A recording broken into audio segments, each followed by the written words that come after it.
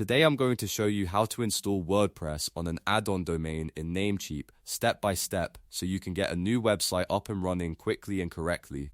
This is a great tutorial if you already own hosting with Namecheap and you want to connect a separate domain, install WordPress on it, and start building your site without confusion. If this video helps you, make sure to hit the like button and subscribe for more easy WordPress tutorials just like this. Alright, let's jump in. First, log in to your Namecheap account. Once you're inside your dashboard, look for your hosting services and open the hosting list. This area shows all the hosting accounts connected to your Namecheap profile, so make sure you're choosing the right one if you have more than one plan. Next, click Go to CPanel for the hosting account where you want WordPress installed. This will open your hosting control panel where you can manage files, domains, databases, and software installation tools. If you've never used CPanel before, don't worry, because this process is very straightforward once you know where to click. Inside CPanel, find and open WordPress Manager. This is the tool Namecheap uses to make WordPress installation easier. Instead of manually creating databases and uploading files, WordPress Manager handles most of the setup for you, which saves time and reduces the chance of mistakes. Now click Install to begin the setup process. At this point, you'll see several options, and it's important to fill them out carefully so your WordPress site is installed on the correct domain with the right settings. First, select HTTPS for the installation URL. Using HTTPS is important because it helps keep your site secure and gives visitors a safer browsing experience. If your SL certificate is active, this is the best option to choose for a professional WordPress site. Then choose your Addon domain from the domain drop-down list. This is one of the most important steps because this tells Namecheap exactly where you want WordPress installed.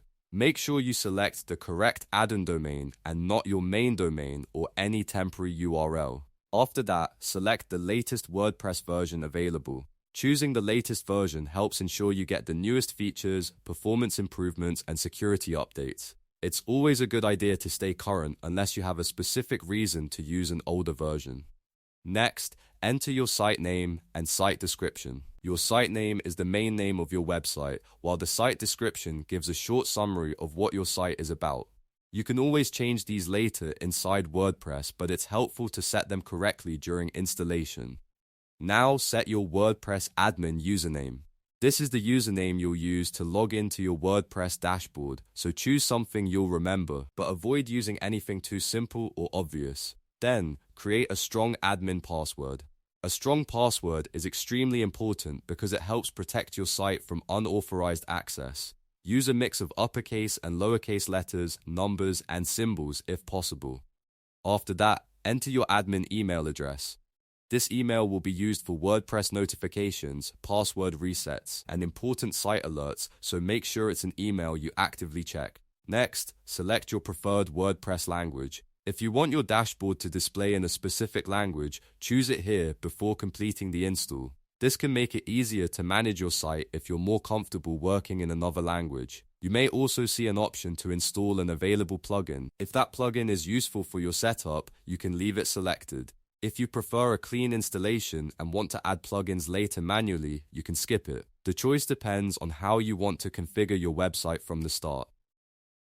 Then move on to the advanced options. Here, you can configure settings such as the database name if needed. Most users can leave the default settings in place, but if you already have a specific database naming structure or advanced setup in mind, this is where you can adjust it. You should also set your preferred automated backup schedule. Backups are very important because they help protect your website if something goes wrong later. Choosing an automatic backup schedule gives you extra peace of mind, especially if you plan to make frequent changes to your site.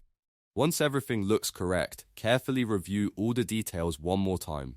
Make sure the domain is correct, the HTTPS option is selected, your admin login details are secure, and the settings match what you want for your website. When you're ready, click Install. WordPress Manager will now begin installing WordPress on your Addon domain. This may take a few moments, so give it time to complete. Once the installation finishes, you'll be able to access your WordPress admin dashboard and start customizing your site right away. And that's it, you've successfully installed WordPress on an Addon domain in Namecheap.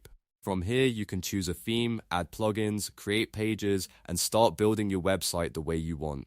If this tutorial helped you, please give it a like, and don't forget to subscribe for more simple step-by-step website tutorials. Thanks for watching, and I'll see you in the next one.